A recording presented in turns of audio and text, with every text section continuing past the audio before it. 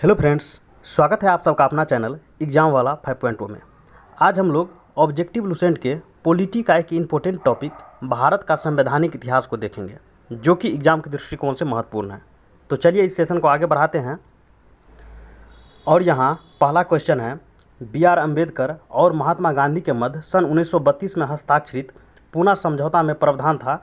तो पूना समझौता 1932 का प्रावधान था हरिजनों के लिए आरक्षण सहित संयुक्त निर्वाचन क्षेत्र का होना। अगला क्वेश्चन है, वह कौन सा अधिनियम था जिसने भारत में सत्ता ब्रिटिश ईस्ट इंडिया कंपनी से ब्रिटिश क्राउन में स्थानांतरित की गई? तो वो भारत सरकार अधिनियम 1858 के तहत भारत में सत्ता ब्रिटिश ईस्ट इंडिया कंपनी से ब्रिटिश क्राउन में स्थानांतरित की गई। अगला क्वेश्चन है, निम्नलिखित में से किस अधिनियम के द्वारा भारत के गवर्नर जनरल को अध्यादेश जारी करने की शक्ति प्रदान की गई? तो वो प्रदान किया गया था भारतीय परिषद अधिनियम 1861 के तहत भारत के गवर्नर जनरल को अध्यादेश जारी करने की शक्ति प्रदान की गई। अगला क्वेश्चन है, यह सिद्धांत कि स्वतंत्र भारत के लिए नए संविधान को तैयार करना मुख्यतः खुद स्वयं भारतीयों की जिम्मेदारी होनी चाहिए, पहली बार निम्नलिखित में से किस एक में स्वीकार किया गया? तो ये स्वीकार किया गया था लिनलिथगो का अगस्त प्रस्ताव के द्वारा। अगला क्वेश्चन है, रेगुलेटिंग एक्ट पारित किया गया। तो रेगुलेटिंग एक्ट पारित किया गया था 1773 में। अगला क्वेश्चन है, भारत के गवर्नर जनरल को किस एक्ट के द्वारा अपनी समिति के निर्णय को अस्वीकार करने का अधिकार मिला? तो वो मिला था 1886 के अमेंडमेंट एक्ट के द्वारा भारत के गवर्नर जनरल को अपनी समिति के निर्णय को अस्वीकार करने का अधिकार मिला था। अगला क्वेश्चन है, महारानी विक्टोरिया को भारत का सम्राज्ञी नियुक्त किया गया। तो महारानी विक्टोरिया को 1876 में भारत का सम्राज्ञी नियुक्त किया गया। अगला क्वेश्चन है, सम्राज्ञी विक्टोरिया ने 1858 की घोषणा में भारतीयों को बहुत सी चीज़ें दी जाने की आश्वासन दिया था। निम्नलिखित आश्वासनों में से कौन सा ब्रिटिश शासन ने पूरा किया था? तो वो पूरा किया था देसी राजवाड़ों की यथास्थिति बनाए रखेगी। ये सम्राज्ञी विक्टोरिया के द्वारा ये स्वीकार किया गया था और इसे पूरा भी किया गया। अगला क्वेश्चन है, मार्लो मिंटो सुधार का उद्देश्य था। तो मार्लो मिंटो सुधार का उद्देश्य था पृथक निर्वाचन प्रणाली। अगला क्वेश्चन है, मार्ले मिंटो सुधार बिल किस वर्ष पारित किया गया? तो ये 1909 में मार्ले मिंटो सुधार बिल पारित किया गया था। अगला क्वेश्चन है, मुसलमानों के लिए अतिरिक्त निर्वाचन मंडल प्रारंभ में किसके द्वारा लाया गया था? तो मुसलमानों के लिए अतिरिक्त निर्वाचन मंडल प्रारंभ में मार्ले मिंटो सुधार 1909 के द्वारा लाया गया था। अगला क्वेश्चन है, 1909 के इंडियन काउंसिल एक्ट में किस बात की व्यवस्था की गई थी? तो 1909 के इंडियन काउंसिल एक्ट में सांप्रदायिक प्रतिनिधित्व की व्यवस्था की गई थी। अगला क्वेश्चन है, मोंटेगू चेम्सफोर्ड सुधार में प्रावधानों का सार था।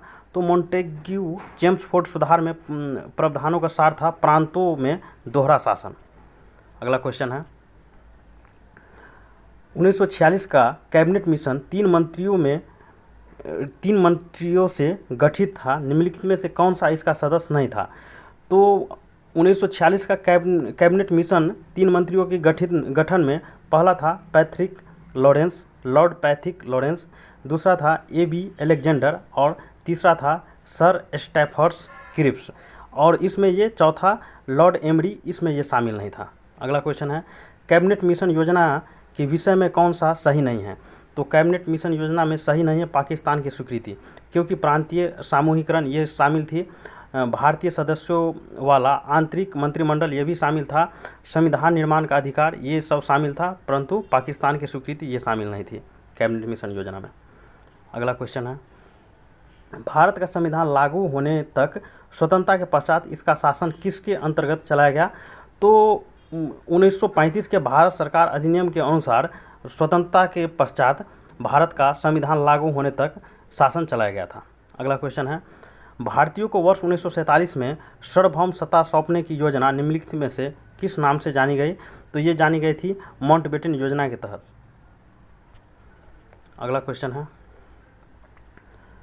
कौन सा सुमेलित नहीं है? तो इसमें पहले सुमेलित को देख लेंगे। तो जैसे कि मार्ले मिंटो सुधार ये सांप्रदायिक प्रतिनिधित्व से संबंधित था, ये सही है। भारत सरकार अधिनियम 1935 ये स्वशासन से था। तीसरा है कैबिनेट मिशन, ये संविधान सभा का गठन से था, जबकि ये साइमन कमीशन ये गलत है, ये भारत विभाजन से नहीं था। अगला क्वेश्चन है भारत शासन अधिनियम 1919 के अंतर्गत विधायिका का अंतिम निर्वाचन किस वर्ष में किया गया था? तो ये किया गया था 1945 में। अगला क्वेश्चन है अखिल भारतीय महासंघ स्थापित करने का प्रावधान शामिल किया गया था। तो ये अखिल भारतीय महासंघ स्थापित करने का प्रावधान भारत सरकार अधिनियम 1935 बी के तहत किया गया था। अगला क्वेश्चन है निम्नलिखित में से किस अधिनियम ने केंद्र में द्वैध शासन प्रणाली को स्थापित किया? तो केंद्र में द्वैध शासन प्रणाली स्थापित किया गया था भारत सरकार अधिनियम 1935 के तहत। अगला क्वेश्चन है संघीय प्रणाली का पहला प्रयास भारत सरकार अधिनियम ... के द्वारा किया गया था।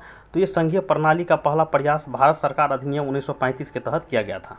अगला क्वेश्चन है किस अधिनियम की प्रमुख विशेषता प्रांतीय स्वायत्तता थी? तो ये भारत सरकार अधिनियम 1935 की प्रमुख विशेषता प्रांतीय स्वायत्तता थी। अगला क्वेश्चन है भारत में सचिव का पद निम्नलिखित में से किसके द्वारा निर्माण किया गया था? तो भारत में सचिव का पद भारत सरकार अधिनियम 1858 के तहत निर्माण किया गया था। अगला क्वेश्चन है किस भारत सरकार अधिनियम के तहत पहली बार विधायिका में कुछ निर्वाचित प्रतिनिधित्व की मंजूरी दी गई? तो विधायिका में कुछ निर्वाचित प्रतिनिधित्व की मंजूरी दी गई थी भारत सरकार अधिनियम 1909 के तहत। अगला क्वेश्चन है भारत सरकार अधिनियम 1935 द्वारा स्थापित संघ में अवशिष्ट शक्तियाँ किसे दी गई थी? तो ये संघ में अवशिष्ट शक्तियाँ गवर्नर जनरल को दी गई थी। अगला क्वेश्चन है किस अधिनियम को मॉन्टेग्यू चेम्सफोर्ड सुधार के नाम से जाना जाता है? तो ये भारत शासन अधिनियम 1919 को मॉन्टेग्यू चेम्सफोर्ड सुधार के नाम से जाना जाता है। अगला क्वेश्चन है यहाँ सूची 1 को सूची 2 से मिलाना है। जैसे कि पहला है अगस्त घोषणा। तो अगस्त घोषणा लॉर्ड मॉन्टेग्यू के टाइम में आया था। ये अगस्त प्रस्ताव की बात करें तो ये लॉर्ड लिनलिथगो के द्वारा लाया गया था। अगर हम अगस्त संकल्पना की बात करें तो ये महात्मा गांधी से संबंधित है। और चौथा प्रत्यक्ष कार्यवाही दिवस, ये मोहम्मद अली जिन्ना से संबंधित है। अगला क्वेश्चन है इसमें भी सूची 1 को सूची 2 से मिलाना है। जैसे कि भारत सरकार अधिनियम 1909 का सार। तो भारत सरकार अधिनियम 1919 का सार था प्रांतों में द्वैध शासन। दूसरा है भारत सरकार अधिनियम 1935 का सार था। तो भारत सरकार अधिनियम 1935 का सार था प्रांतीय स्वायत्तता। तीसरा है मिंटो मार्ले सुधार 1909। तो ये संबंधित था सांप्रदायिक निर्वाचन से। और चौथा है भारत परिषद अधिनियम 1861। तो ये संबंधित है सती प्रथा का अंत से। अगला है भारत सरकार अधिनियम 1858। तो ये ब्रिटिश शासन शक्ति में आया, इससे संबंधित है। अगला क्वेश्चन है और दोस्तों ये अभी के सेशन का अंतिम क्वेश्चन था। ये वीडियो आप लोगों को कैसा लगा कमेंट करके ज़रूर बताइएगा। Thank you for watching.